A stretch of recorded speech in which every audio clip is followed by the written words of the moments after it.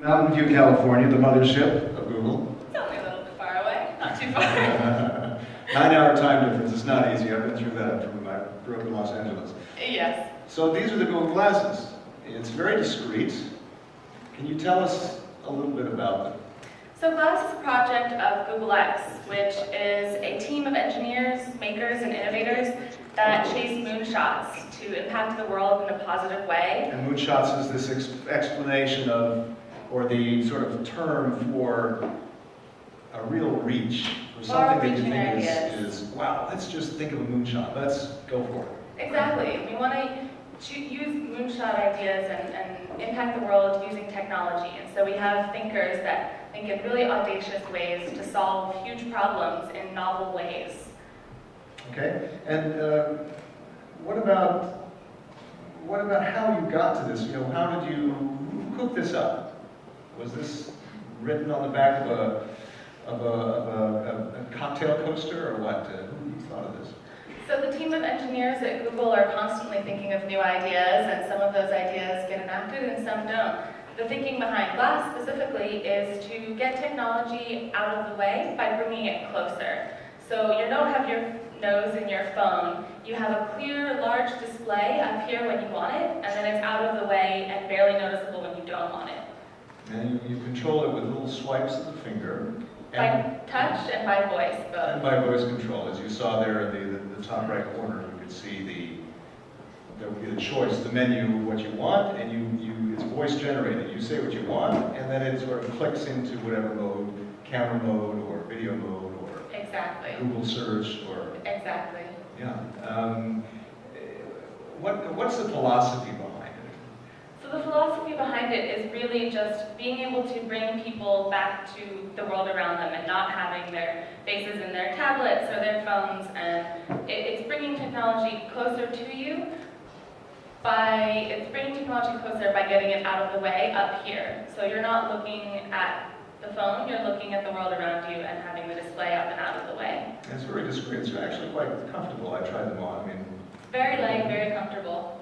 Yeah. Are they? Can you wear them in any kind of weather? Does that work?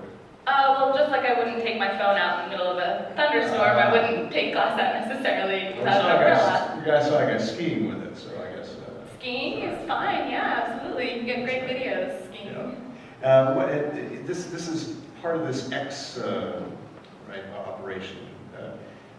How many people are involved, and how many ideas, new ideas, do you come up with every 6 months? So I don't know those figures, honestly. I work for the Glass team, and I work as a part of Google X, but there's a large amount of people that work on different projects all the time. But they're given lots of time just to think of things. Exactly. What luxury. It's amazing. Exactly. Kind of reminds me of, my father worked at the Skunk Works of Lockheed Aircraft Corporation, and that was that they built spy planes. They thought of different kinds of ways to fly planes, to build planes, and in a way it's kind of the Skunk Works of Google. It's that sort of place where ideas can be imagined. It's very interesting. Yes. Great. Well, thank you very much, Grace. Thank you. You're welcome. Okay. We'll be demoing with Jan Fiegel as well, if he can come back on stage. Jan? I'm going to give a little demonstration of how you use Glass with him as the wonderful, willing participant. Thank you. Thank you, Grace. So to show you a little bit of the hardware, this is Glass. It's very lightweight. This is the touchpad right here that you'll swipe forward, swipe backwards, tap to interact with it. You have a display here which you can move in and out, so it's individualized for each face. And then you have a speaker right here, which is a bone conduction transducer. And it sits on the bone behind your ear and vibrates to hear. So you aren't impeded, you can still hear the world around you when you've got it on. So if you want to go ahead and put it on. And it's blue for boys. Blue for blue eyes. And blue eyes. So let's see the fit. Yeah. So the key thing about how Glass fits is that it's up out of your line of sight. When you look straight, when you look out at the audience, you don't see through Glass. You see them clearly. You have an unimpeded view. When you want to interact with Glass, you look up and to the right in order to interact with it. So it's not immediately in your field of vision. So let's do some of the cool features that you can do with Glass. One of the things you can do is taking a picture. So we're going to navigate to the home screen, which is the time and then 2 magic words in quotes at the bottom. You'll say those 2 words, followed by take a picture, and instantly you'll see what happens. But there is one condition, everybody has smiled for a while. Yeah. Okay, class, take a picture. There you go. You're in. You've got a picture. Another great feature is being able to do search queries. So you can search easily and quickly. You can do that without using voice. You can do it silently by doing a long press on the touchpad. It'll bring up the search term, and then you can do a search from there. So why don't you try looking for something relevant to someone who travels often, like searching for the weather in Brussels. So you would touch the Have you been to touchpad. Brussels? I have not been to Brussels, so I don't know. I'd like to know what the weather is like in Brussels in case I go soon. I lived there for more than 5 years, and I can tell you even without searching it.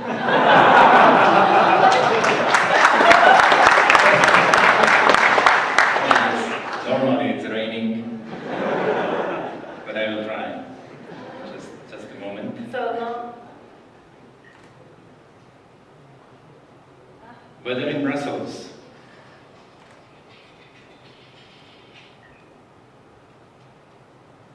and does it give you a search result? Yeah, 64 degrees, half cloudy. I can tell you Clearly that's in Fahrenheit. tomorrow 81, Monday, Tuesday 86, Wednesday 86. So right now glass is optimized for Americans, Fahrenheit. so it's clearly in Fahrenheit, not in Celsius, but you can actually convert with glass. So if you do another search the same way you did that, you can convert it. Yeah. How much is 67 degrees Fahrenheit in Celsius?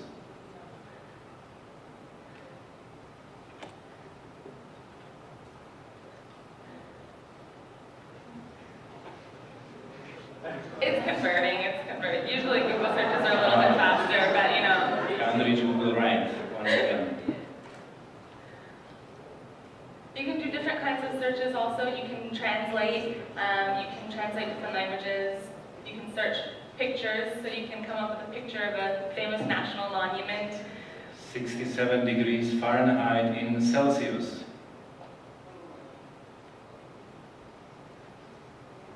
Wait a moment. Wi-Fi connection, potentially. Let's try recording a video of the audience as well. So in addition to taking a picture, you can record a video, the same way that you took a picture. No, but there is on the screen. It's 17 degrees Celsius. Oh, okay. Thank you. Sorry, the last attempt. Okay, class, record a video. It's fine, please. We got some waves. It takes 10 seconds or more, it depends. You can always extend it to take a Great. look video. Thank You you are so in. much for You your are in. participation. Thank you.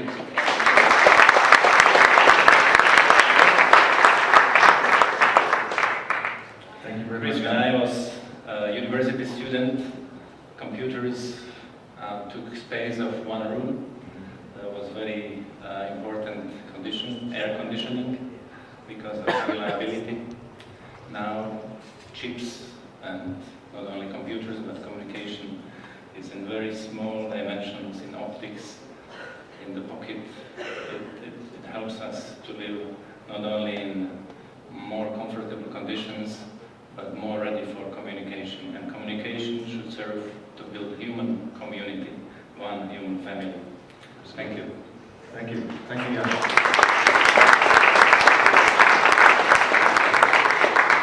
It's a wonderful thought, and before I wrap up, we're just a couple of closing comments, and afterward we have a networking cocktail, networking drinks afterward. You can continue discussing some of these issues, which we didn't really resolve. There are a lot of